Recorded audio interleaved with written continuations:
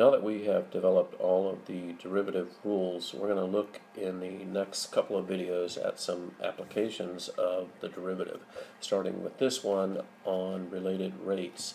Related rates are an application where we use the chain rule to find rates. So let's first define what we mean by a rate. So let's first note that a rate is a derivative with respect to time, and we use the variable t to designate time. So let's look at some examples of what rates would be. So we've identified 4 different rates here. X prime of t would be the rate of change in distance with respect to time. A prime of t would be the rate in change in area with respect to time. V prime, volume change with respect to time, and h prime, height change with respect to time. So let's look at an actual related rates problem. So let's suppose we have this 10-foot ladder and it is leaning up against the side of a building. It is moving downward with the top fixed to the building, and the base is moving out in this direction. So let's define some variables for the sides of the ladder. The height it is above the ground we're going to call y, but since that is changing in time, we're going to designate that as y of t.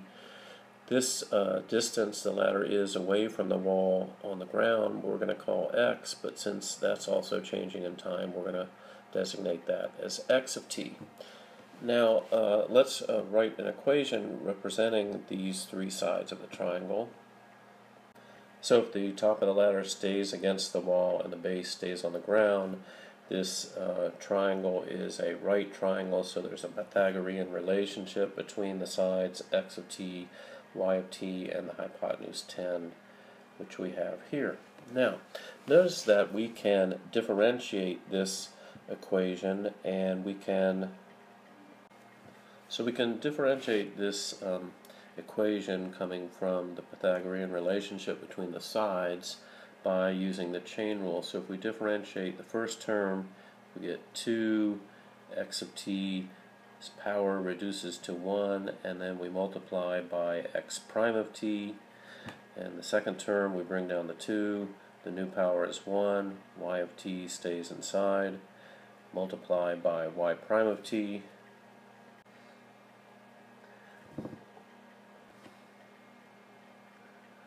and then when we differentiate the right side, that is 0. The derivative of the constant is 0.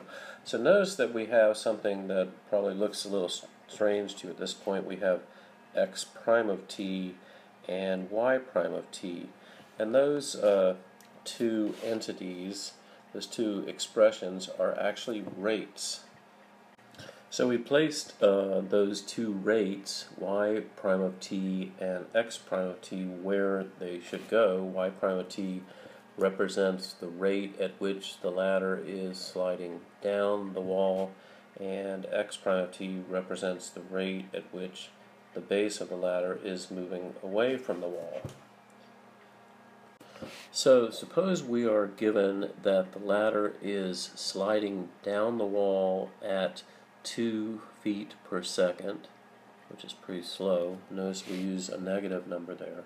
And we're trying to find the rate at which the ladder is moving away from the base of the wall, which is x prime of t.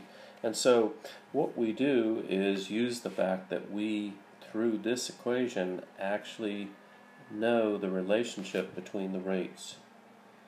Right, this equation right here shows how the rates x prime of t and y prime of t are related. So if we take this equation and solve it for the unknown rate, we're going to be able to find what x prime of t is. We should be able to do that. So let's move that to the next slide. So we've, in this equation, taken the of t out so it's easier to write, and we're solving for x prime of t, and we get that x prime of t is this expression. Now, we know what y prime of t is. We're given that y prime of t was minus 2 feet per second, but we don't know what y and x are. So to answer this question, we have to know how far the ladder is above the ground. So if we define y to be 8 feet above the ground, then since the ladder is 10 feet long, we can calculate by the Pythagorean theorem that x has to be 6 feet. So we know that if we're given that y is 8 feet, the ladder is 8 feet above the ground, then it's 6 feet away from the base of the wall. And now we can solve for x prime given that information. So we've entered all of our information. We put the units in. Notice that these units feet here will cancel, and we will get this as an answer. So we get 16 over 6 feet per second, which reduces to 8 over 3 feet per second. Notice that this is a positive number because even though x, the ladder, is moving to the left, the distance x, how far the ladder is away from the base of the wall, is increasing. So let's work another example with this, assuming that the ladder is only 6 feet above the ground. So if the ladder is only 6 feet above the ground, then we would calculate how far it is away from the base using the Pythagorean to be 8 feet. Again, the feet cancel out, and we get, again, a positive number, which is 12 over 8 feet per second, and that reduces to 3 over 2 feet per second. Okay, so let's look now at another example of a related rates problem where different variables are changing than x's and y's. So we're going to take a look at this problem and solve it using related rates techniques. So we have a fire spreading in a circle in a large field. The radius of the circle is increasing at 5 feet per second. How fast is the area increasing? So we know that area equals pi r squared when we're talking about the area of a circle.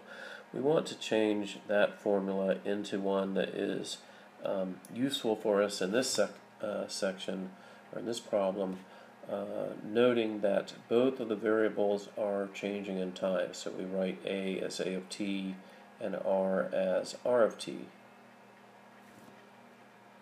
And we will also note that the rate r prime is known. It is 5 feet per second, and the rate that we are trying to find is the a prime of t. So this particular problem is pretty easy to differentiate using the chain rule. We don't actually have to use the chain rule except on the right hand side. So let's differentiate both sides.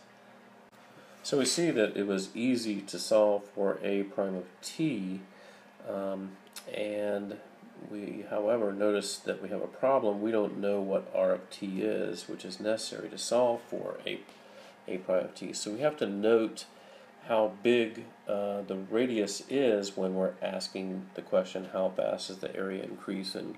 And so let's put that information in, or we're not able to solve the problem. So let's assume here that r of t is 50 feet. Okay, so let's finish the solution of the problem. So plugging in the 50 feet for the radius and the 5 feet per second for the rate at which the radius is changing, we get that the area change is this pretty large number, 500 pi feet squared per second. Notice that the units work out right too. We get the change in area per change in time because we're multiplying feet times feet per second. So we've worked two related rates problems, and we've seen how the chain rule is used and how a rate is the derivative of some quantity with respect to time, radius, area, x's, y's. Let's look at one other problem. We're not going to solve it, but just see how we would set it up. So if we had a problem involving volume and radius for a sphere, and we wanted to find the change in r prime of t. Notice that if we differentiate, we get v prime of t equals 4 pi r of t. So this is the equation that relates the rates, but if we're trying to solve for r prime of t, we have to isolate that, and we do that by dividing both sides through by this expression. So r prime of t would be v prime of t over 4 pi r of t squared, and to find r prime of t, we would have to know the rate at which the volume was changing and what the radius was where we were trying to find this r of t in order to solve for this. Okay, so that's all of the examples we're going to do on this video for related rates problems. On the next video, we're going to look at some other applications of derivative rules.